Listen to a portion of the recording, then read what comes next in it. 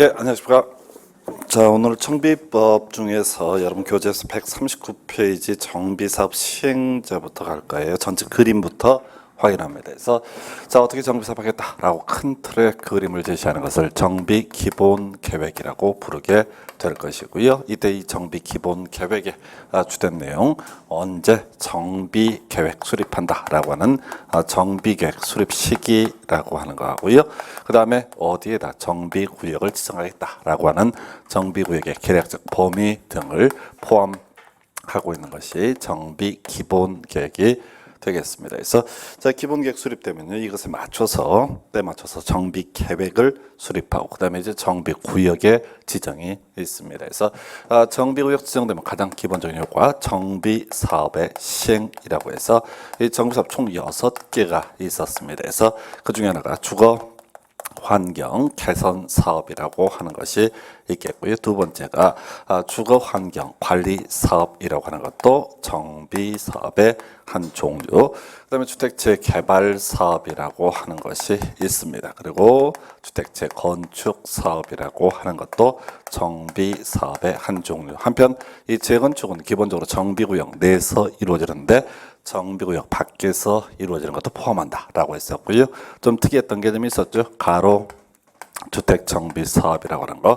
자, 요건 이제 정비 사업의 종류로 분류하고 있지만 정비 구역과는 아무 관계가 없는 소위 가로 구역 내에서 이루어지는 사업. 그리고 마지막으로 상가 재건축, 공장 재건축에서요. 도시 환경 정비 사업에서 이렇게 정비 사업 총 6개로 분류가 됩니다. 그래서 일단 기본적으로 정비 사업, 정비 구역 내에서 이루어지고요. 자, 이때 구역 지정되고 나서 시행자의 문제, 오늘 이제 논의를 하게 될 부분이 될 텐데, 일단 시행자라는 거 기본적으로 조합이 제일 중요한 존재이고요. 예외로서 시정호수 주공 등 지정 개발자 도 있고요. 다만 도시 환경 정비 사업에 있어서는 또 토지 등 소유자가 직접 시행자가 되는 경우도 존재합니다. 좀 이따 보시겠고, 시행자가 정해지게 되면은 시행자는 건설 계획을 작성합니다. 그래서 우리가 도시개발법에서는 건설 계획을 실시 계획이라는 용어를 썼었는데요. 여기서는 사업 시행 계획의 작성 이렇게 부르게 됩니다. 그래서 건설 계획 되겠고요. 요 확정 짓는 것을 사업 시행 인가 고시라고 부르게 됩니다. 그래서 자, 사업 시행 인가라고 하는 거 해서 건설 계획의 확정이라고 하는 개념.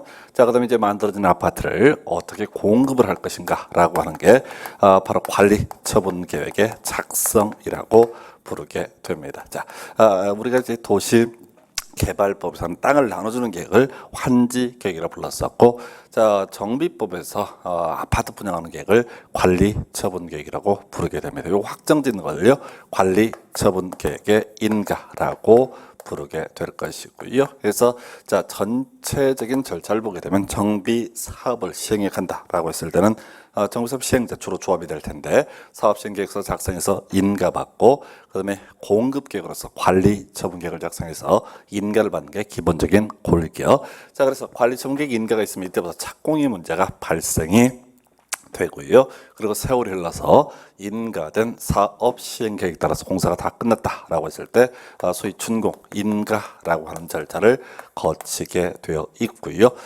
그다음에 이제 완성이 됐습니다. 그럼 소유권 넘겨줘야 됩니다. 그래서 인가된 관리 처분 계획에 따라서 소유권 넘겨드리겠습니다라고 외부에 발표하는 것을 이전의 고시라고 부르게 됩니다. 그래서 모든 권리관계 이전 확정은 이전의 고시의 다음 날 도시개발법에서 환지 방식할 때 환지 처분 공고일의 다음 날 모든 권리관계가 이전 확정되듯이 정비법에서는 이전의 고시의 다음 날 모든 권리관계가 이전 확정된다 해서 도시개발법 비교를 해봤는데 용어가 좀 다른 걸 제외하고는 기본 구조는 똑같습니다. 자, 교재 139페이지부터 이제 보게 되는데 시행자의 종류 개설을 보시게 되면은 시장원수, 지정개발자, 주공 등의 아닌 자가 정비 사업을 시행고자 할 때 조합을 설립해야 된다. 다만 도시 환경 정비 사업에 있어서 토지 등 소유자가 직접 시행하는 경우 그러하지 아니하다라고 해서 일단 사업 시행자의 경우에서는요 조합이 중요한 축이고요. 또 공적인 주체로서 시장고수, 주공 등 지정 개발자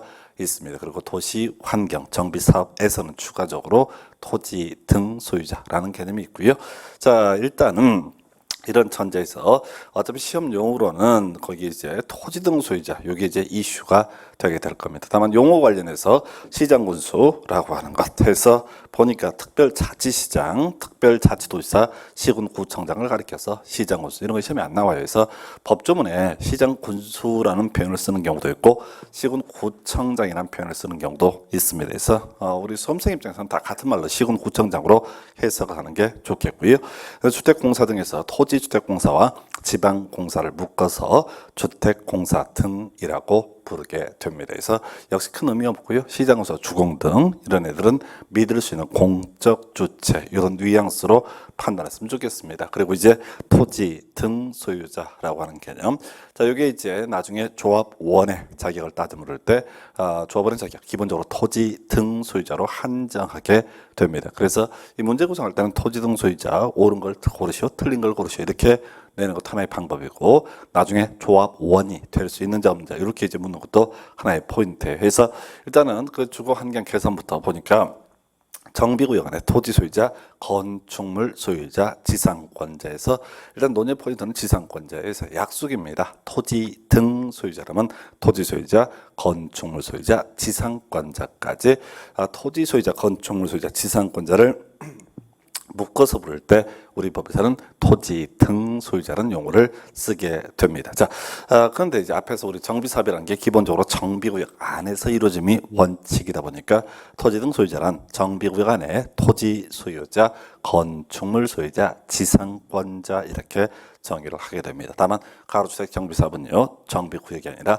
가로구역 내에서 이루어지기 때문에 가로구역 안에서 토지 소유자, 건축물 소유자, 지상권자 이게 이제 그렇고 그다음에 출제 포인트는 재건축이에요. 그래서 재건축을 보게 되면 정비구역 안에 소재한 건축물 부속 토지 소유자라고 돼 있고 그다음 페이지에 정비구역이 아닌 구역이 소지한 뭐 저쩌고 주택 그리고 부속 토지 소유자 등 나와 있습니다. 그래서 이제 재건축에서 해석을 하게 되면 결국은 토지 소유자이거나 건축물 소유자라고 하는 부분은 소위 토지 등 소유자의 범죄에 포함되는데 시험용으로 꼭 기억할 게 재건축에 있어서는 지상권자라는 개념이 포함되지 않는다. 그래서 문제 구성할 때 보통 이제 토지 등 소유자 틀린 것을 고르시오라는 식의 문제 구성이 이루어지게 되면 그때는 재건축의 지상권자 이렇게 나올 테고요. 그 답이 되는 거죠. 그 다음에 또 하나가 나중에 조합원의 자격 아닌 것을 고르시오라고 하게 되면 재건축의 지상권자 바로 쳐버립니다. 그래서 재건축에 있어서는 지상권자라는 개념 자체가 성립할 여지가 없습니다. 우리 민법 공부하실 때 지상권 이라고 하는 개념 이런 식으로 봤었죠. 자, 수목 소유라든가 건물 소유 뭐 이런 것들 소유를 목적으로 토지를 일정 기간 이용할 수 있는 권리 이게 소위 이제 지상권이라고 하는 개념인데 아파트 단지에서 말입니다. 자기들이 그 땅을 이용하지 않고 다른 사람한테 돈 받고 이 땅을 빌려준다라는 개념은 있을 수가 없습니다. 그래서 재건축에서 지상권자라고 하는 것은 토지 등 소유자의 범주에 포함되지 않는다. 이렇게 봐야겠고요. 그래서 첫 번째 포인트 자뭐 토지 소유자, 건축물 소유자, 지상권자 이렇게 외우는 거 이제 기본이 될 테고 나중에 지상권자가 모든 얘기에 출제 포인트가 되게 됩니다. 그래서 그리고 재건축의 지상권자는 토지 등 소유자의 범주에 포함되지 않는다 해서 자 뒤에서 이제 다시 한번 조합 원 할 때 살펴보겠고요. 교재 140페이지에 토지 등 소유자의 수 산정이라고 하는 것이 나와 있습니다. 그래서 자 요거 얘기하려면 도시개발법 얘기를 다시 기억을 했으면 좋겠습니다. 그래서 우리가 도시개발법 환지 방식으로 도시개발 사업을 시행해 감에 있어서 면적 3분의 총수 2분의 1 이상의 동의를 받아라. 또 조합을 설립할 때 면적 3분의 총수 2분의 1 이상의 동의를 받아라. 뭐 이런 얘기하면서 이때 면적 산정을 또 어떻게 하느냐? 국공유지 면적을 포함해서 산정한다. 토지 소유자 수를 산정할 때 공유하면 대표는 한 사람을 토지 소유자로 판단하게 되는데 출제 포인트 구분 소유자 일 때는 각 1인을 토지 소유자로 산정하게 된다. 그다음에 동의했다가 중간에 처리할 수 있다. 뭐 이런 것들 나오게 되는데요.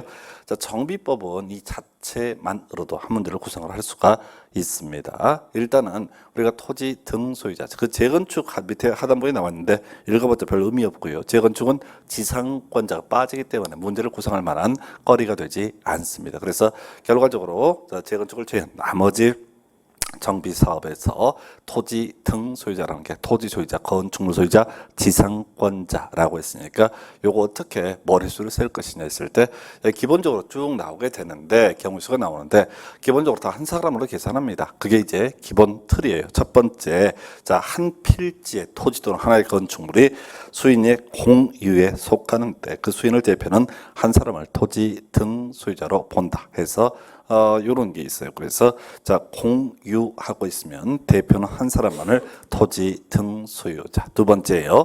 자, 한 사람이 다수의 필지, 다수의 건축물을 소유하고 있습니다. 예, 이때도 기본적으로 한 사람으로 계산을 하게 된다 해서 정비구역에서 어떤 사람이 뭐 토지를 5필지를 가지고 있다고 해서 그 사람을 5사람으로 5표로 계산하지 않는다. 이렇게 가야 되겠고요. 그 다음에 이제 세 번째, 토지 지상권이 설정되는 경우라고 해서 이때는 역시 대표는 한 사람을 토지 등 소유자로 해석을 하게 됩니다. 그래서 우리 법에 이제 직접 규정을 하고 있는 내용은 사실 토지 수인이 공유하거나 한 사람이 다수의 필지 등을 가지고 있는 경우 그리고 토지의 지상권이 설정된 경우 이렇게 세 가지만 규정을 해놓고 있는데요. 자, 그 네 번째 항목은 해석을 통해서 나오게 되는 겁니다. 그래서 이 토지 소유자와 건축물 소유자가 다르다라고 했을 때는 이건 이제 토지 소유자도 건축물 소유자도 각각 토지 등 소유자의 한 종류이기 때문에 그래서 각 1인을 뭐로 본다? 토지 등 소유자로 산정하게 됩니다. 그래서 자, 여기서는 이제 지상권자가 뒤에서 이제 분양의 대상에서 제외한다. 이런 것도 나오게 될 테고 하여튼 모든 관점을 바라볼 때 지상권자를 중심으로 살펴봐야 됩니다. 그래서 일단은 사실 그 밑에 관련 문제들 분석을 하는데 지상권자는 뭐 사람 취급을 할 필요 없습니다. 왜? 어차피 토지 소유권이 없는 지상권이라는 개념은 성립할 수 없기 때문에 누가 대표가 되느냐 이건 중요한 게 아니거든요. 그래서 전체 숫자를 계산할 때는 지상권자의 존재는 아예 무시해도 좋습니다. 바로 관련 문제 확인해 보겠습니다. 그래서 집안 1을 해갖고요. 토지 소유자 A에서 결과적으로 이런 경우에는 토지 등 소유자 한 명이 나오게 될 테고요. 자, 집안 2를 보니까 토지 소유를 B와 C가 공유하고 있고, 지상권도 있네요. 지상권에 D와 E가 지상권을 공유하고 있습니다. 그래서 원래대로 가면 이런 식이죠. B와 C 중에 대표는 한 사람을 토지 등 소유자, D와 E 중에서 대표는 한 사람을 토지 등 소유자로 봐야 되는데 문제는 토지에 지상권이 설정이 되어 있을 때는 이때 대표는 한 사람만이 뭐가 된다? 토지 등 소유자. 그래서 결과적으로 B, C, D, E 중에서 대표는 한 사람이 뭐가 된다? 토지 등 소유자. 이런 해석을 할 수 있겠고요.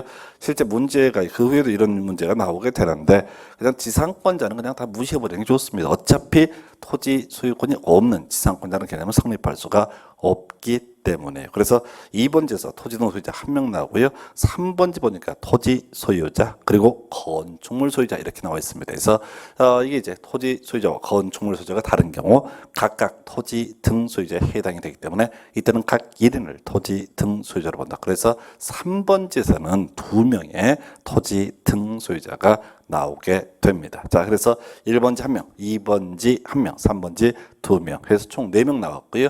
4번지 보니까 AA라고 돼 있어요. 그래서 이런 경우에는 당연히 한 명으로 봐야 되는데 문제는 1번지에서 이미 A를 셌습니다. 그래서 한 사람이 다수의 필지, 다수의 건축물을 가지고 있는 케이스를 가지고 구성을 한 케이스고요. 4번지는 따로 계산할 필요가 없는 거죠. 그래서 이런 경우 재개발 사업에 있어서 토지 등 소유자 총 4명이다. 이렇게 해석을 합니다. 그래서 그 정도까지 해서 하여튼 지금 사업 시행자에서 조합이 제일 중요한 주제인데 조합이 아니다라고 했을 때 자, 토지 등 소유자의 정의하고요. 해서 그다음에 동의자 수, 머릿수를 세는 방법까지 확인해 드렸습니다. 그 다음에 이제 교재 141페이지 정비사업별 시행자 등 나오게 되는데 상당히 이제 까다로운 부분이 있죠. 그래서 이게 정말 복잡하게 되어 있고 외우기도 대단히 힘들게 되어 있습니다. 근데 시험에는 잘 나오지 않고요. 수험생들은 이걸 갖고 뭐 주구장창 연구를 하죠. 그래서 그냥 버려야 될 그런 내용 중에 하나가 이 파트인데 뒤에 이제 관련한 부분들 숫자 때문에 이제 하나 확인을 해보겠습니다. 그래서 일단은 지금 정비사업 시행자 그 교재 141페이지에 그림 나와 있어요. 그래서 주거 환경 개선 사업의 시행자는 시장, 군수, 주공 등 이렇게 되어 있고요. 그래서 지금 많이 의미가 퇴색이 됐는데 옛날에 주거 환경 개선 사업은 달동네 개선 사업에서 행정성이 들어가서 싹 쓸어버렸어요. 그래서 공적 주체 이렇게 되어 있고요. 그다음에 주거 환경관리사업, 시장구조, 주공 등 원칙되어 있고 예외, 시장구조, 주공 등 뭐 이렇게 나와 있습니다. 그래서 말이 안 되죠. 원칙도 예외도 똑같은 사람이 될 수는 없잖아요. 근데 법이 그냥 그래요. 법이 이걸 갖고 현실적으로 전혀 문제가 발생하지 않기 때문에 법이 모순이 있음에도 불구하고 이렇게 계속 유지가 되고 있고요. 이 주거환경관리사업이라고 하는 것은 그런 개념이 있었죠. 자, 우리가 원래 재개발할 적, 재개발해서 아파트 분양하게 되면 원주민 다 쫓겨나는 문제가 있어서 행정청에서 도로 등 확장을 해주고 스스로 주택을 개량하는 방식으로 사업 진행하는 것을 주거환경관리사업이라고 불렀었습니다. 그래서 이때 바로 시장으로서 주공 등 뭐 특별히 문제 안 되겠고요. 그러면 재개발, 재건축, 가로주택 정비사업, 도시 환경 정비사업, 시행자 공통적으로 다 조합입니다. 그래서 거기 공동시행 이런 것들 나왔는데 전혀 의미 없고요. 그리고 지금 이제 특이한 것이 도시 환경 정비 사업에 있어서는 바로 토지 등 소유자도 시행자가 될 수가 있다. 이렇게 이제 해석합니다. 그래서 이건 이제 왜 그런 거 아니? 나중에 이제 우리가 조합을 설립하려면 원칙적으로 조합 설립 추진위원회라고 하는 것을 구성을 해야 하고요.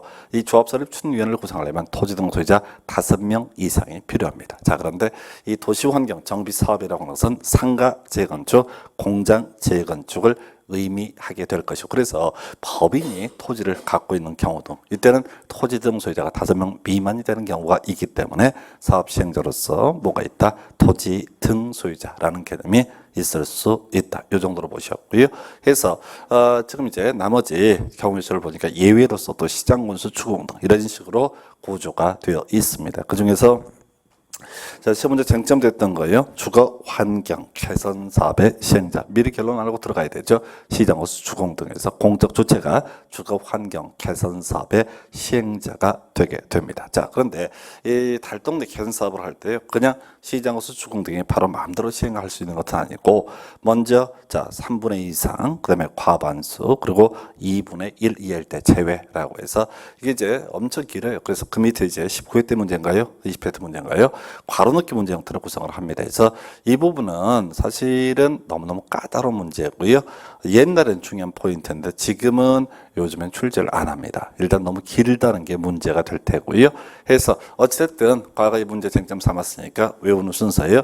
의미 새기지 마시고 3분의 2 과반수, 2분의 1 숫자가 점점 작아집니다. 제일 큰 숫자가 3분의 2, 그다음에 두 번째가 과반수, 그리고 세 번째가 2분의 1 해서 순서 정도만 기억하시면 좋습니다. 그래서 자, 이렇게 복잡한 부분들 뒤에서 한두 개 더 나오게 될 텐데요. 이걸 의미를 새기면 안 돼요. 그냥 3분의 2 과반수, 2분의 1. 그래서 이게 이제 이 숫자가 왜 중요했냐? 과거에 의미가 있습니다. 자, 과거의 정비 사업을 보게 되면은 자, 주거 환경 개선 사업 예를 제하고 다 조합이었어요. 그 당시 법에서는 주거 환경 관리 사업이라는 게 없었기 때문에 해서 출제자는 그걸 묻고 싶은 겁니다. 다 조합인데 유일하게 조합이 시행자가 안 되는 게 뭐냐라고 했을 때 그게 바로 주거 환경 개선 사업이다라고 보게 될 것이고, 근데 시장에서 주공등이다. 이건 너무 문제가 유치하거든. 그래서 냈던 쟁점이 시장, 군수, 주공 등이 시행자가 되기 위한 동의요건에서 숫자 3분의 2 과반수 2분의 1이라고 하는 거 요렇게 순서 물어보는 것들 있습니다. 그래서 하여튼 요거 이제 우리 정비법에서 외울 숫자 첫 번째가 안전진단 관련해서 10분의 1 이상 신청할 때 10분의 1 이상 이 숫자가 필요했었고, 두 번째 주거 환경 개선 사업에 있어서 동의요건 3분의 2 과반수 2분의 1이라고 하는 숫자 물어보는 거 하나의 포인트가 되겠고요. 그 정도까지 요즘엔 뭐 내일 확률이 아주 낮은 부분 중에 하나고요. 그 다음 페이지 가서 주거 환경 관리 사업 등에 있어서 시행자가 쭉 나열되어 있습니다. 그래서 이 주거 환경 관리 사업은 시장, 군수, 예외적으로 주공 등 나머지 나머지 재개발, 재건축, 가로주택 정비사업, 그리고 도시 환경 정비사업은 주로 누가 된다? 조합이 시행자. 그리고 이미 시작한 것처럼 도시 환경 정비사업에 있어서는 토지 등 소유자가 시행자가 되는 경우도 존재할 수 있겠다라고 이렇게 되어 있고요. 그리고 우리 앞에서 전체 그림 봤듯이 예외적으로 조합 대신에 조합이 시행자가 되는 게 원칙인데 시장, 군수, 주공 등이 시행자가 되는 경우도 있다 해서 그 얘기가 이제 여러분 교재 143페이지에 쭉 하니 나열이 되어 있습니다. 작년에 이게 시험에 나왔었는데요. 버려야 될 내용이 되겠습니다. 그래서 그 8개 항목 숫자를 물어봤던 문제인데 이거는 그냥 이런 매년 이제 우리 공법 같은 경우 출제를 함에 있어서 자 그런 게 있어요. 그냥 틀리라고 내는 그런 문제 유형이 있습니다. 바로 이런 것이 전형적인 출제 기술이에요. 그럼 이제 찍고 넘어가야 되지 이걸 외워서 어떻게 풀어보겠다라고 하는 것은 말도 안 되는 얘기입니다. 그래서 일단은 전체 그림을 보게 되면 재개발, 재건축, 가로주택 정비사업 그리고 도시 환경 정비 사업 등에서 그지역 주민 바로 조합 등이 시행자가 되는 게 원칙인데 일정한 사유가 있으면 예외적으로 시장으로서 주공 등이 시행자가 될 수가 있다. 해서 이 사연들의 공통적인 게 뭐냐면은 그런 의미를 가지고 있어요. 이 조합이 정상적으로 정비사업을 잘 추진해 가면 문제가 되지 않는데 어리버리 그냥 뭐 1대 조합장 구속되고 2대 조합장 깜빵 가고 뭐 이런 식으로 이제 동네가 개판이 되게 되면 그때는 누가 시장, 군수, 주공 등이 예외적인 시행자가 될 수가 있다라고 되어 있고요. 그다음에 이제 요즘에는 역시 잘 안 나는데 정비 사업의 대행. 요건 이제 기본 명제 하나만 기억하시면 돼요. 그래서 자, 요 얘기는 이제 역시 흘려 보내야 되는 내용인데 자, 워낙 법조문이 길어서 일반 수험생들의 읽기가 힘듭니다. 그래서 개념을 설명드릴게요. 자, 기본적으로 지금 조합이 정비사업은 주로 조합이 시행자가 되는 게 원칙이다. 그런데 사업법이 대단히 지연이 많이 된다라고 하게 되면 시장, 군수, 주공 등이 예외적으로 시행자가 될 수가 있다. 자, 그런데 만약에 예외적으로 시장, 군수, 주공 등이 시행자가 되게 되면 그 개발 이익 등은 당연히 새로운 시행자인 시장, 군수, 주공 등에게 귀속이 되게 됩니다. 그래서 그 이 동네가 아사리 판이된 동네임에도 불구하고 그 원주민들이 불안해서 시장, 군수, 주공 등 사업 시행자 한다면 데모들하고 난립니다. 그래서 만들어진 제도가 관리 의무는 그대로 조합 또는 토지 등 소유에게 남겨놓고 실무적인 요소만 자 바로 담당하는 것, 시장, 군수, 주공 등이 담당하는 것을 정비 사업의 대행, 대신 시행이라고 부르게 됩니다. 기본 명제 한번 보겠습니다. 시장, 군수, 조합 또는 토지 등 소유자를 대신하여 직접 정비사업을 시행할 수 있다. 또 시장, 군수는 토지 등 소유자를 대신해서 주공 등으로 하여금 정비사업을 시행케 할 수 있다라고 해서 이건 뭐 시험용으로는 거의 보다시피 그렇게 많은 출제는 이루어지지 않는데 자 가장 이게 어려운 얘기가 이거예요. 원래 사업 시행자 누가 된다? 자, 조합 등이 된다. 근데 조합이 사업을 지지부진하게 진행을 하지 못하면 예외적으로 시장, 군수, 주공 등이 시행자가 되게 된다. 자, 그런데 말이죠. 또 이런저런 분쟁이 발생하는 경우를 상정해서 시장, 군수가 대신하여 직접 시행할 수 있다. 시장, 군수가 주공 등을 시행자로 대행자로 지정해서 시행케 할 수 있다 해서 대행까지 뼈대 보셨고요. 그 다음에 이제 여러분 교재 142페이지 옆에 그 지문 한 5개 나와 있는데요. 자, 과거에 나왔던 지문이고요. 한 번도 답이 되지 않았습니다. 뭐 과반수의 동의니만 이런 것들 전혀 중요치 않아요. 왜? 실질적으로 정비법에서 중요한 주제는 조합이 워낙 중요하기 때문에 대부분 문제 조합에서 구성이 됩니다. 그래서 이런 얘기는 전체 그림에 관한 부분이고요. 다만 여러분 교재 144페이지 가서 보게 되면 시공자의 선정이라고 하는 거. 자, 요게 이제 지금 26회 때인가 관련한 문제로 구성이 됐었어요. 자, 요거 이제 보려면은 바로 보기 앞서서 앞에 내용이랑 한번 비교를 해볼 것이 있습니다. 해서 여러분 교재 102페이지, 103페이지를 보시게 되면 도시개발 사업을 통해서 조성한 조성 토지 등의 공급이라고 하는 것이 있습니다. 그래서 그 공급 방법이요. 경쟁 입찰이라고 하는 것이 있었고요. 330제곱미터 이하의 단독주택 용지의 경우 추첨, 그리고 나머지는 다 수의 계약의 방법에 따른다. 그래서 이걸 외울 때 이렇게 가자고 그랬어요. 원칙은 다 무조건 틀린 표현 해서 이런 경우 경쟁 입찰의 방법에 의한다. 틀렸습니다. 아무 말 없어야 돼요. 근데 시험 문제 구성할 때는 항상 예외 지문 아무거나 하나 끌고 와서 경쟁 입찰에 의한다 라는 식으로 틀리게 뽑아지고, 그 다음에 330 이하의 단독 주택용지를 제외하고 나머지 모르면 다 바로 수의계약의 방법에 따른다. 이렇게 외워달라고 그랬어요. 결과적으로 시험 문제에서는 경쟁입찰과 추첨과 수의계약을 비교하는 것이 자 출제가 되는데, 수험생 입장에서는 330 이하의 단독 주택용지 이 개념은 정확히 외우고 있습니다. 나머지 질문을 다 해결을 하실 수가 있었습니다. 그래서 결국 이제 공부를 해 가실 때 이 구조를 보고 딱 포인트 하나만 외우시면 되는 거예요. 다시 돌아와서 지금 이제 144페이지 와서 얘기를 해야 되는데, 자 지금요 이 정비 사업을 하면서 시공자를 선정을 하고자 합니다. 그러면 제가 묻습니다. 이제 경쟁 입찰로 가는 게 원칙이다. 당연히 그렇게 해석해야 됩니다.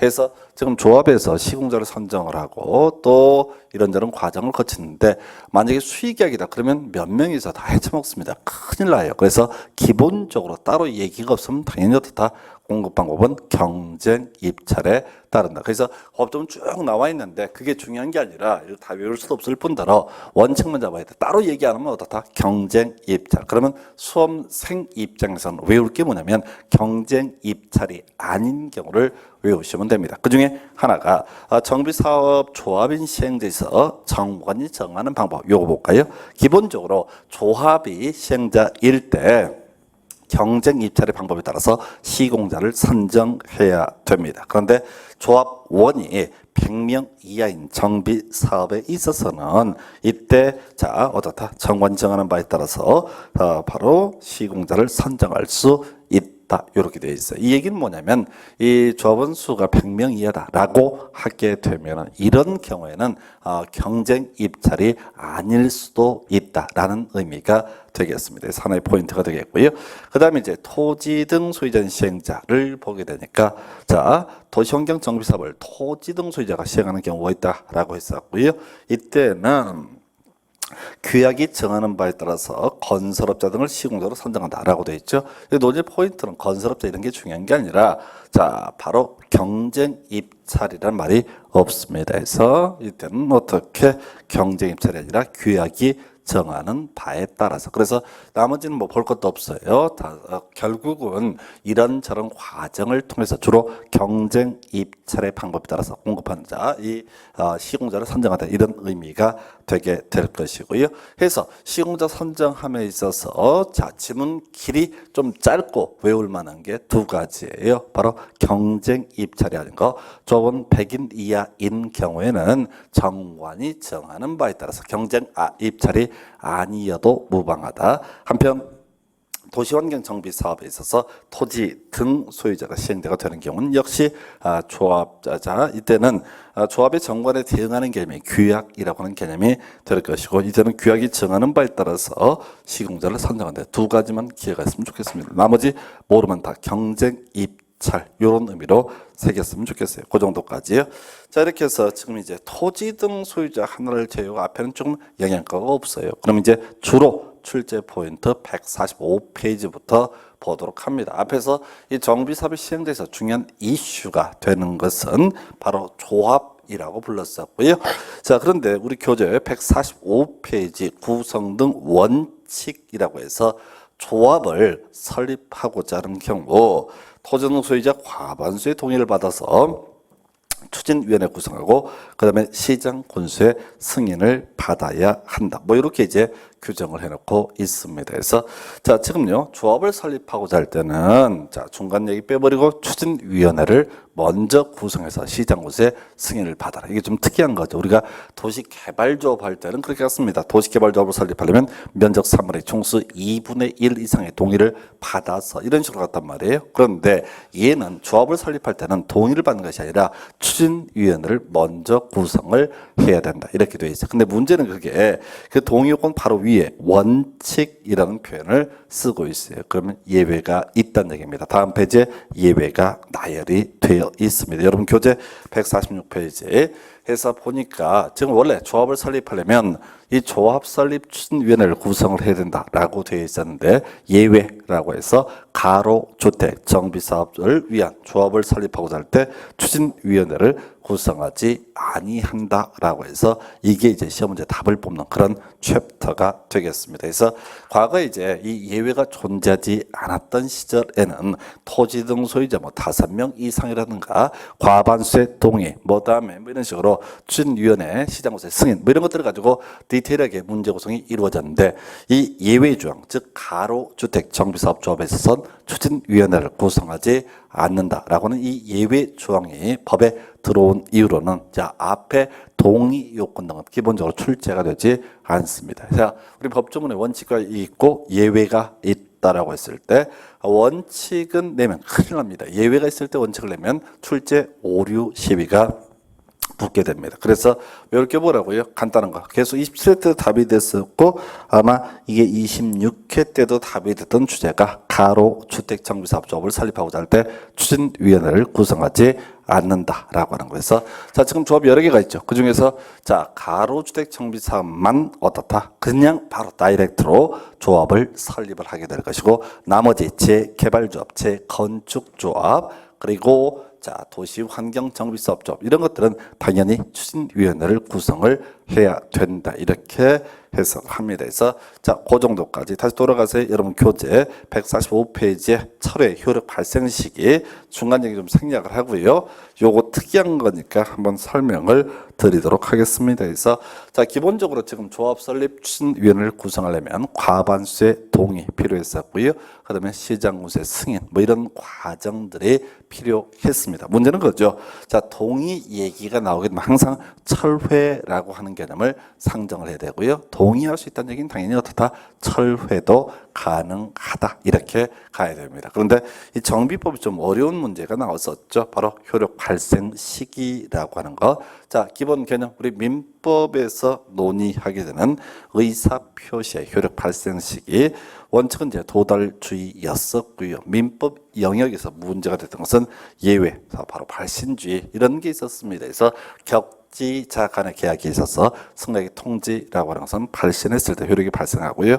그다음에 이제 무권 대리인의 법률 행위에 있어서 그 상대방이 본인에 대한 확답을 최고했을 때 본인의 확답이라고 하는 것은 발신되게 되면 효력이 발생한다. 이렇게 논의를 했습니다. 그래서 자 문제는 이거예요. 지금 순서가 조합 설립 추진위원회를 구성하는 과정. 예를 들어서 갑이라고 하는 이런 일정한 토지 등 소유자가 추진위원회를 을이라고 부르게 된다면 을한테 동의의 어떤 의사 표시를 해야 됩니다. 그런데 을은 사실 이 내용을 자기 혼자만 알고 있는 것이 아니라 바로 시군구청장도 한테도 알려줘야 됩니다. 바로 시군구청장의 승인을 받도록 했으니까 해서 이 갑이라고 하는 동의 의사표시는 원칙은 누구한테 했는데 을한테 했는데 누구도 이 내용을 알고 있다. 병이라고 하는 시군구청장도 알고 있는 상태입니다. 자, 그랬을 때 이 갑이라고 하는 사람이 이 의사표시를 철회를 하게 됩니다. 그러면 이때 이 사람의 철회의 상대방은 당연히 누가 된다? 을이라는 조합설립 추진위원회가 그 의견을 듣게 돼 있습니다. 그런데 현실적으로 이런 경우가 있어요. 딱 지금 이제 과반수 가득 채운 상태, 겨우 채운 상태입니다. 그런데 이 조합 설립 추진위원회 구성원 중에 한 사람이면 갑이라는 사람이 이 동의를 철회하게 되면 조합 설립 추진위원회에 허공이 뜹니다. 과반수 요건을 충족을 못하기 때문에 이런 경우를 상정해가지고 자 갑이 철회 의사 표시를 했을 때 도달이 되거든요. 을이 등기 우편을 받지 않는 경우가 있습니다. 그래서 우리 정비법에서는 누구한테 을한테 당연히 편지 보내주는 건 당연한 일이고 누구한테 병한테도 얘기를 할 수 있게 되어 있습니다. 그런데 이런 경우 볼까요? 지금 우리 문제랑 관련된 게 예를 들어서 10월 1일 날 갑이 편지를 발송을 하게 됩니다. 그래서 10월 2일 날 누구한테 자, 이 병이라고 하는 시군구청장한테 도착을 한 상태고요. 이 사람은 계속 편지를 안 받아 한 10월 7일 날 편지를 받았다고 한번 해보겠습니다. 했을 때 이 철회 효력 발생 시기는 언제냐라고 하게 되면 이때는 10월 7일이 되는 거예요. 이 일과 아무 관련 없어. 왜? 이 철회 상대방은 누가 돼야 되니까 바로 을이라고 하는 조합설립추진위원회가 되니까. 자, 그런데 이 10월 2일 날 편지를 받은 병이란 자가 10월 3일 날 팩스로 을한테 이 사람이 철회했다라고 하는 사실을 통지를 해주게 됩니다. 그러면 이 사람은 결과적으로 10월 3일도 편지를 받고 10월 7일도 편지를 받은 그런 꼴이고요. 이때 철회 효력 발생 시기는 언제? 빠른 때 바로 10월 3일 날 도달한 것으로 본다. 요 얘기를 하는 거예요. 그래서 지금 이게 이제 사령으로 구성이 됐는데 지금 설명드린 내용이 바로 그 문제인데 지문 한번 보겠습니다. 동의의 철회 그리고 반대 의사표시라고 하는 것은 철회서가 동의의 상대방에게 도달한 때 바로 상대방은 누가 됩니까? 이든 추진위원회가 되겠죠. 그리고 또는 뒤에 자 시장군수가 동의 상대방에게 철회서가 접수한 사실 통지한 때 둘 중에 하나네요. 도달한 때 또는 통지된 때 중에서 빠른 때 효력이 발생한다 해서 자, 이 얘기는 도시개발법에서 동의 파트 얘기 나오게 되면 항상 철회라고 하는 주제가 논의 대상이 되는데 그때 그거랑 같은 맥락으로 볼 수가 있겠고요. 도시개발법에서는 동의의사 철회할 수 있다. 그리고 철회하면 동의의사 수에서 제외한다라고 하는 거. 그리고 정비법에서는 자 이렇게 철회 의사 표시 있을 때 그 중에서 빠른 때 효력이 발생한다. 요 정도까지 보셨습니다. 그 다음 페이지 넘어가세요. 자 거기 이제 가로주택 정비 사업에 있어서는 추진위원회를 구성하지 않는다. 하나의 포인트고요.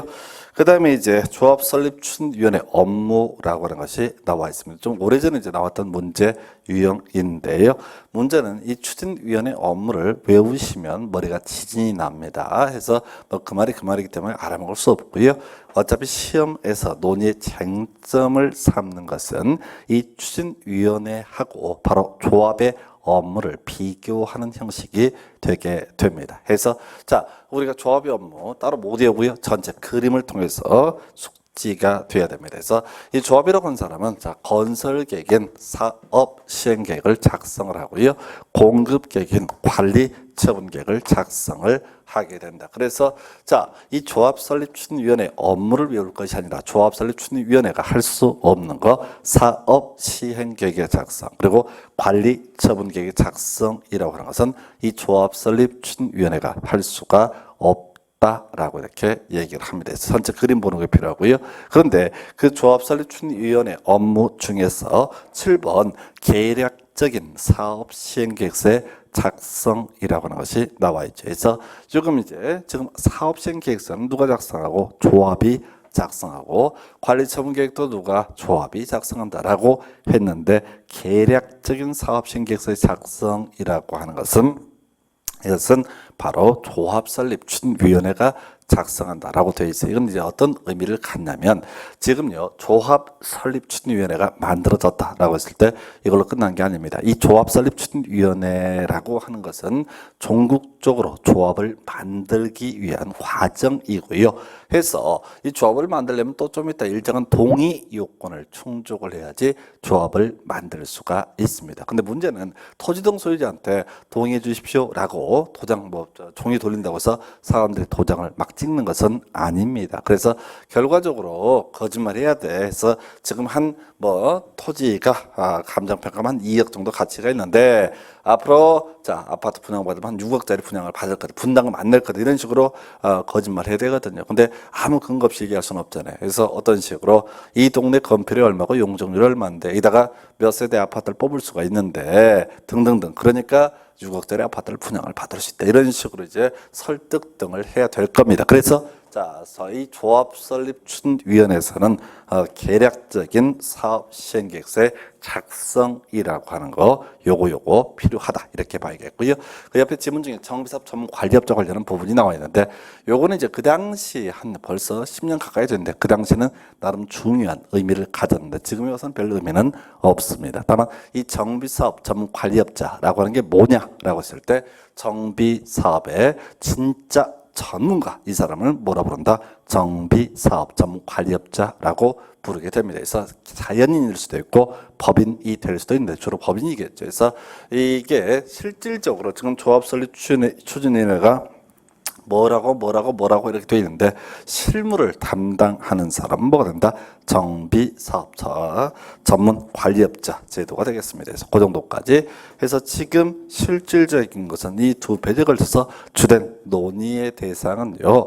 가로주택정비 사업에 있어서는 바로 추진위원회를 구성하지 아니한다. 요거 하나 갖고 정말 징글징글하게 우리 먹습니다. 그래서 그럴 수밖에 없는 게 원칙과 예외라고 했을 때 예외가 출제 포인트. 앞에 내용 뭐 다 외워봤자 지금에 와서는 거의 출제될 가능성이 낮고요. 그 다음 교재 넘어가서 147페이지 자 조합에 관한 내용 확인을 하도록 하겠습니다. 큰 그림 봐야겠네요. 먼저 재개발조합 도시환경정비사업조합에서 자 지금 보니까 동의요건 나와 있어요. 동의요건에서 일단 구조를 보면 그렇습니다. 이 재개발조합, 도시환경정비사업조합 등 이 조합을 설립하려면요 동의 필요하고요. 두 번째 설립 인가라고 하는 거 시장으로서의 인가를 받아야 된다. 그리고 최종적으로 좀 이따 설립 등기라고 하는 것까지 필요합니다. 해서 숫자 외우셔야 돼요. 바로 재개발 도시환경정비사업에서 동의요건 4분의 3의 2분의 1 이상의 동의를 얻어서 어떤 게 4분의 3입니까? 라고 했을 때 예, 앞에 있는 게 4분의 3이고요. 뭐가 2분의 1입니까? 했을 때 뒤에 있는 게 2분의 1입니다. 이런 부분은 문장이 너무 길기 때문에 지문 형태로는 출제를 하지 않고 무조건 괄호넣기 형태로 문제 구성을 하게 됩니다. 앞에서 그런 거 있었죠. 주거환경 개선 사업에서 시장으로서 주공 등이 시행자가 되는데 일정한 동의 요건 등 해서 3분의 2 과반수 2분의 1 이렇게 외웠듯이 자, 재개발, 도시환경, 정비 사업에 있어서 동의요건 4분의 3의 2분의 1 이렇게만 단순하게 외우는 게 필요합니다. 그리고 자, 시장으로서의 인가라고 하는 거 받아야 할 것이고요. 자, 그다음에 가로 주택정비사업자 숫자 볼까요? 10분의 8에 3분의 2라고 하는 거 나와 있습니다. 자, 숫자들 외우실 게 재개발 4분의 3의 2분의 1, 뭐 도시환경정비사업자도 4분의 3의 2분의 1 똑같은 구조인데 뭐 알아서 판단하시고 그 다음에 가로 주택정비사업조합 얘는 저 앞에서 조합 설립추진위원회 구성하지 않는다 뭐 이런 것들을 쟁점으로 삼았었어요. 그래서 하여튼 지금 이제 10분의 8에 3분의 2라고 하는 숫자 체크해 주셔야겠고요. 그 다음에 이제 나와 있는 게 재건축입니다. 그래서 재건축은 주택단지 안과 주택단지가 아닌 지역 이렇게 구분하게 되는데 그냥 일정한 동의요건 필요합니다. 근데 숫자가 너무 복잡하기 때문에 외우지 않도록 하겠습니다. 그래서 그럴 시간에 재개발과 가로주택정비사업자 숫자를 정확히 외우는 게 훨씬 더 합리적인 공부 방법이 되겠네요. 자, 요건 이제 여러분 교재 148페이지 문제 한번 보고 나서 판단을 해보겠습니다. 그래서 지금 우리가 외웠던 것은 재개발 4분의 3의 2분의 1, 가로 주택정비사업자업은 10분의 8에 3분의 2 요것만 외웠거든요. 근데 지금 처음 보니까 재건축사업의 추진위원회가 어쩌고저쩌고 나와 있어요. 외우지 않았어요. 그리고 두 번째 재개발사업의 추진위원회가 조합을 설립하고자 할 때 앞에 뭐가 돼? 4분의 3에 뒤가 2분의 1 이렇게 외웠단 말이에요. 그럼 이제 기억은 2분의 1이고 니은은 4분의 3에서 답은 결과적으로 기억이 아까 2분의 1, 니은이 4분의 3 이렇게 되어 있으니까 답이 몇 번이에요? 그래서 4번인가요? 이렇게 푸는 거예요. 지금 재건축을 외우지 않았는데 재개발 하나 외워서 이렇게 문제를 풀 수가 있습니다. 자, 요 문제가 비슷한 게 또 나왔었어요. 여러분 교재 기준 155페이지를 보게 되면은 자, 그 역시 동의 요건을 묻는 문제가 구성이 되어 있어요. 7번 문제입니다. 해서 보니까 도시환경 정비 법령상 괄호에 들어갈 내용 바르게 해놔라는 것은 이렇게 해서 또 첫 번째가 재건축 딱 쳐주고 있어요. 멘붕어죠. 근데 두 번째가 가로 주택정비사업 나와 있어요. 10분의 8에 3분의 2입니다. 그래서 디귿이 10분의 8, 리을이 3분의 2. 그래서 답은 몇 번? 4번 이렇게 푸는 거예요. 10분의 8에 3분의 2가 하나밖에 없다고요. 그래서 지금 재건축은 항상 끼어 나오는 그런 구조예요. 그래서 그리고 이런 유형의 문제, 거의 똑같은 문제 유형이 될 텐데 항상 뭐부터 뒤부터 보셔야 돼. 항상 앞에는 어렵게 내고요. 뒤는 쉽게 냅니다. 그래서 지금 조합설립 동요권이 겁나 많아요. 그래서 일단 재개발 4분의 3의 2분의 1 가로 주택정비사업자분 10분의 8의 3분의 2라고 하는 거. 요것만 외우셔도 이 어마무시한 문제를 다 푸실 수가 있습니다. 그래서 지금 또 재건축 매번 던져줄 거예요. 그러나 재건축은 중요한 출제 포인트가 되지 않는다 해서 10분의 8의 3분의 2 그리고 재개발은 4분의 3의 2분의 1까지 정리해 봤고요. 그 다음에 여러분 교재 148페이지 설립 등기. 지금 이제 우리가 공부한 것은 재개발, 도시 환경, 정비 사업에 있어서는 4분의 3, 2분의 1 설립 인각, 설립 그리고 등기라는 과정을 거쳐야지 조합은 재개발 조합 등은 성립되게 될 것이고 가로주택 정비사업은 10분의 8의 3분의 2에 그리고 설립 인각, 설립 등기라는 과정을 거치게 되면 또 성립이 되게 된다. 이런 식으로 볼 수 있겠고요. 설립 등기라고 해서 조합은 설립 인가를 받은 날로부터 30일 내에 주된 사무소의 소재재 등기함으로써 성립한다라고 해서 뭐 이게 도시개발조합도 마찬가지고 소위 법인이라고 하는 것 등기라는 요식 행위를 통해서 바로 법인격을 취득을 하게 됩니다. 자 이렇게 해서 조합 설립 동의요건 보셨는데 자 어려운 얘기 하나 해볼까요? 교재 147페이지 가서 살펴보도록 합니다. 자 지금까지 어떤 공부해 오면서 패턴 얘기가 있었죠. 지금요 조합을 설립할 때는 인가를 받도록 했었습니다. 그 인가받은 내용을 변경을 하고자 합니다. 그럼 당연히 자 인가 받아야 됩니다. 근데 앞에서 재개발 등의 재개발 도시환경정비사업조합에 있어서 조합을 설립하기 위해서 4분의 3의 2분의 1 그리고 이런 동의요건과 설립 인가를 받도록 했었습니다. 그래서 자 조합이 설립이 됐습니다. 그 내용을 변경을 하고자 합니다. 그러면 당연히 동의 받아야 되고요. 설립 인가도 받는 게 원칙. 그런데 시험에 나오는 것은 바로 예외 항목이죠. 인가 받은 내용 중에서 경미한 내용을 변경하고자 한다라고 했을 때 이때가 문제가 되게 되는데 이때는요 동의 요하지 않습니다. 그리고 인가 요하지 않습니다. 인가 대신에 신고로서 가능하다 해서 이게 이제 패턴 문제인데요. 지금 정비법 파트에서 제일 어려운 게 예예요. 우리 앞에서 공부해 오실 때 인가 받은 내용을 변경할 때 원칙은 인가, 예외 인가를 요하지 않는다 해서 설명을 드렸었고 이 문제를 구성할 때 똑같은 식이죠. 자 틀리게 구성하고 싶으면 이런 내용을 변경할 때 인가를 받아야 된다. 그리고 여기서는 추가해서 이런 내용을 변경할 때 동의를 얻어야 된다라고 하는 식으로 해서 틀리게 구성을 합니다. 그래서 패턴, 자 정비법 문제에서 세 군데가 나오게 될 텐데 그 중에 하나 제일 까다로운 거 절대 경우수를 보시면 안 돼. 원칙을 계속 새기고 예외가 갖고 시험 문제를 구성을 하게 된다는 거 미리 알고 들어가시면 좋겠습니다. 그래서 여러분 교재 147페이지 오른쪽에 두 번째 박스 보니까 뒤에 자 보니까 신고하고 147페이지 두 번째 박스 시장 동의 없이 시장군세에게 신고하고 변경할 수 있다 해서 오른편 이렇게 뽑아냈어요. 해서 이게 이제 뭔 소린 거 아니? 자 경미한 상의 변경은 어떻다? 원래 인가 받은 상을 변경할 때 인가 받고요 동의 받아야 된다라는 전제에서 경미한 상의 변경이라고 하는 것은 이렇게 어떻다? 인가 요하지 않는다. 즉 신고로서 가능하다. 그리고 동의를 요하지 않는다. 이렇게 패턴으로 이 문제를 해결을 하셔야 됩니다. 그래서 이 얘기는 좀 이따가 자 사업생 인가할 때 또 관리 처분계 인가할 때 똑같은 패턴을 공부를 하시게 될 겁니다. 그 정도고요. 그 다음에 이제 여러분 교재 149페이지 제3단부 조합 원의 자격이라고 하는 거.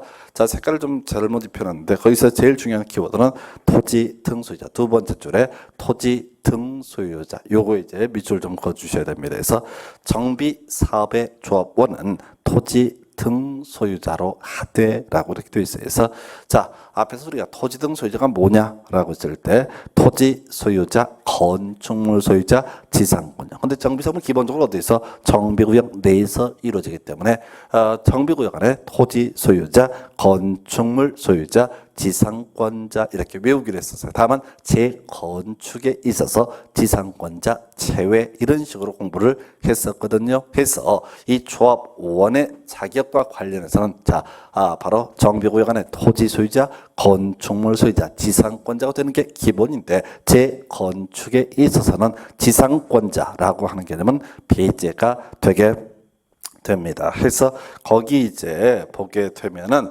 자, 그 뒤에 이제 중간에 이제 괄호 열고 재건축과 가로 주택 정비 사업에 있어서는 동의한 자에 한한다 이렇게 이제 돼 있는데 여기서는 중요한 포인트는 아니고요. 일단 기본 개념을 설명드리면 정비 사업은 기본적으로 공법에서 다루는 공익적인 사업입니다. 그러나 재건축이라고 하는 것은 법체계상 이건 사유재산권의 영역입니다. 그래서 사실 이 정비법 정비사업 중에서 재건축이라고 하는 이 주제는 그래요. 자, 최근 아니고 한 10년 넘긴 했는데 11년 사이에 재건축이 원래 주택법이 있다가 정비법으로 옮겨옵니다. 그래서 주택법이라는 것은 아파트 공급에 관한 법이죠. 단순한 사유재산권에 관한 법.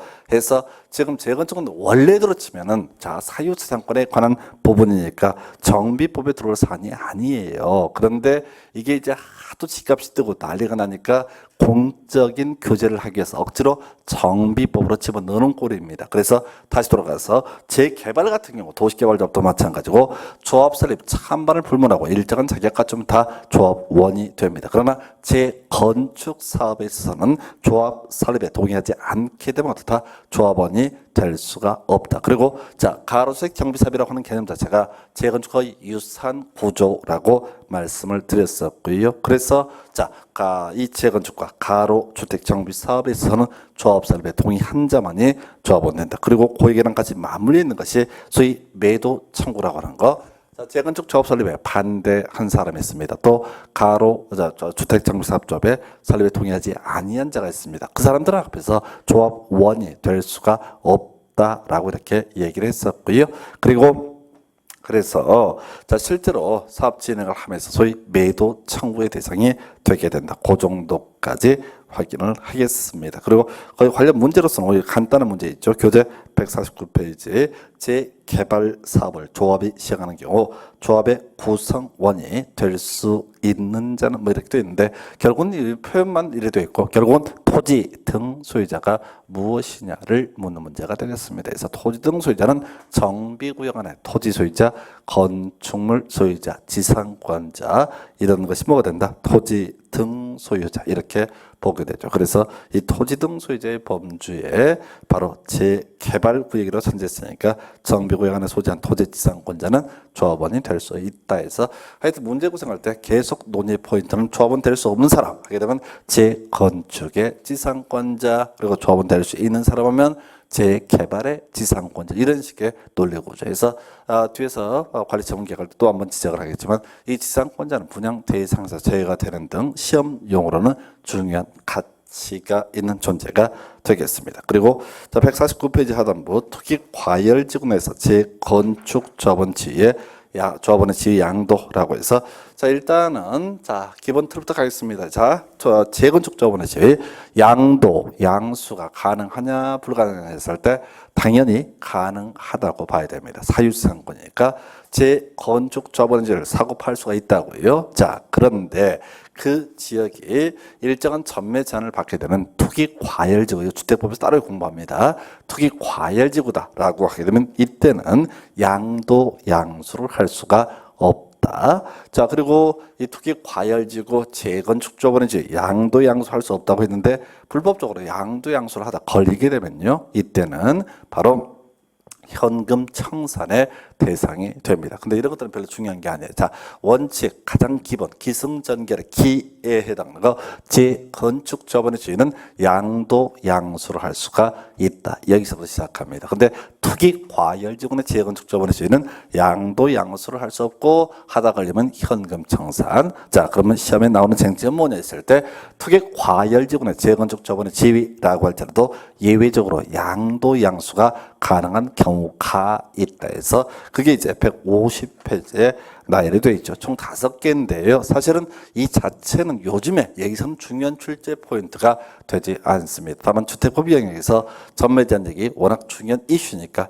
예습하는 마음으로 설명을 드리겠습니다. 총 자 5개 사유인데 크게 2가지로 나누어서 볼 수 있습니다. 그중에 상속과 이혼이라고 하는 거 바로 신분상의 변동에 따른 재건축 조합원 지위의 명의 변경을 얘기합니다. 그래서 이렇게 가볼까요? 투기 과열지구의 재건축 재건축조합원의 지위를 아빠가 가지고 있습니다. 이거 아들한테 명의를 넘겨줄 수가 있느냐 했을 때 할 수 없습니다. 왜? 투기 과열지구내 재건축조합원의 지위는 양도양수를 할 수 없다라고 했었거든요. 예, 근데 아빠가 돌아가셨습니다. 그리고 유일한 상속인이 아들입니다. 그런 경우에는 명의를 변경할 수 있다 이런 얘기고, 이혼으로 인한 양수 나와 있죠. 자, 이런 경우죠. 자, 배우자입니다. 배우자. 투기 과열지구내 재건축조합원의 지위를 가지고 있는 사람이 있고 그 사람의 배우자가 존재한다고 해보겠습니다. 그랬을 때 그 배우자한테 이 투기 과열지구내 재건축조합원의 지위를 넘겨줄 수가 있느냐 했을 때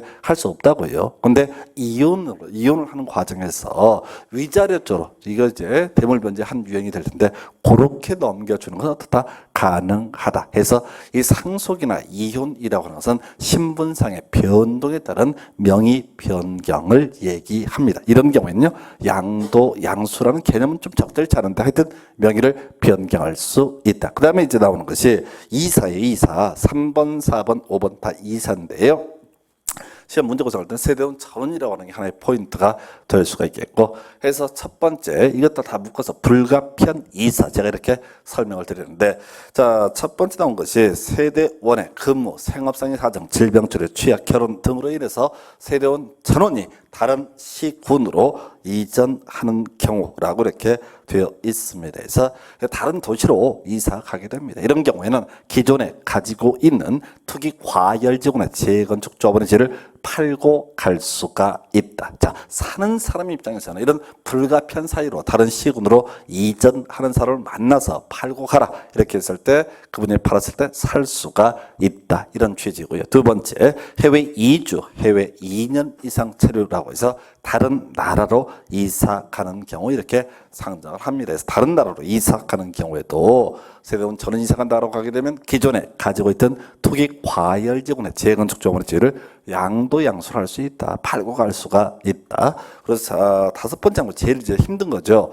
상속에 의해서 취득한 주택으로 세대원 전원이 이전하는 경우라고 이렇게 되어 있습니다. 그래서 이건 어떤 경우냐면 이분이 원래 자기 명의로 투기 과열지구내 재건축조합원의 지위를 가지고 있습니다. 그런데 말이죠. 자, 할아버지가 돌아가신 거예요. 그리고 할아버지가 나한테 자, 이 새로운 그 주택, 기존의 주택을 자, 상속을 시켜줬습니다. 내가 유일한 상속자가 됐습니다. 그래서 그 집으로 세대원 전원이 이전을 하는 경우에는 이런 경우에는 어떻다? 기존에 가지고 있는 투기 과열지구내 재건축조합원의 지위를 양도할 수 있다. 해서 그게 이제 신분상의 변동 원인으로서 상속과 이혼이라고 하는 거, 다른 도시로, 다른 나라로, 다른 세상으로 가신 분 주택으로 불가피하게 이사를 하게 되는 경우에는 기존에 가지고 있는 재건축 지분을 팔 수가 있다. 이 정도까지 보셨습니다. 그래서 조합원의 지위, 그게 주로 나오고 조합원의 지위 양도 중에서 재건축조합원의 지위, 그 중에서도